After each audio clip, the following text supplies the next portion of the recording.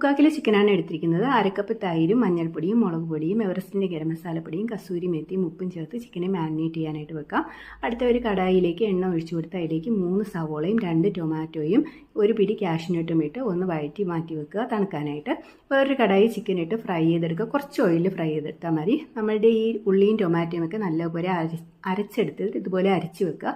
Same കടായിൽ തന്നെ നമുക്ക് എണ്ണയും ബട്ടറും ചേർത്ത് കൊടുത്ത് അതിലേക്ക് ഹോൾ ഗരം മസാലയും ഇട്ട് 2 ടേബിൾ സ്പൂൺ ഇഞ്ചി വെളുത്തുള്ളിയും കൂടെ ഇട്ട് അതിലേക്ക് മുളക് പൊടി, മല്ലിപ്പൊടി, മഞ്ഞൾപ്പൊടി, അതുപോലെ ഗരം മസാല പൊടിയും ചേർത്ത് കൊടുത്ത് ഇളക്കി ഒന്ന് ലോ ഫ്ലെയിമിൽ ഇളക്കി കൊടുക്കുക. അതിലേക്ക് നമ്മൾ അരച്ച് വെച്ചിരിക്കുന്ന പേസ്റ്റും ഉപ്പും കസൂരി മേത്തി ഉണക്കി പൊടിച്ചതും കൂടെ ചേർത്ത് നല്ലപോലെ ഇളക്കി കൊടുക്കുക. അതിലേക്ക് ചിക്കൻ ആഡ് ചെയ്ത് കൊടുത്ത് ഒരു 10 മിനിറ്റ് ലോ ഫ്ലെയിമിൽ കുക്ക് ചെയ്യാൻ വെക്കുക കേട്ടോ. എന്നിട്ട് ലാസ്റ്റ് അതിലേക്ക് ക്രീമും ചേർത്ത് ചിലർ പഞ്ചസാര ചേർക്കുന്നുണ്ട്. പക്ഷേ ഇവിടെ ആർക്കും പഞ്ചസാര ഇഷ്ടമില്ലാത്തതുകൊണ്ട് ചേർത്തിട്ടില്ല. എക്സ്ട്രാ ബട്ടറും മല്ലിയില അരിഞ്ഞും കൂടെ ഇട്ട് ഗാർണിഷ് ചെയ്ത് സെർവ് ചെയ്യാം.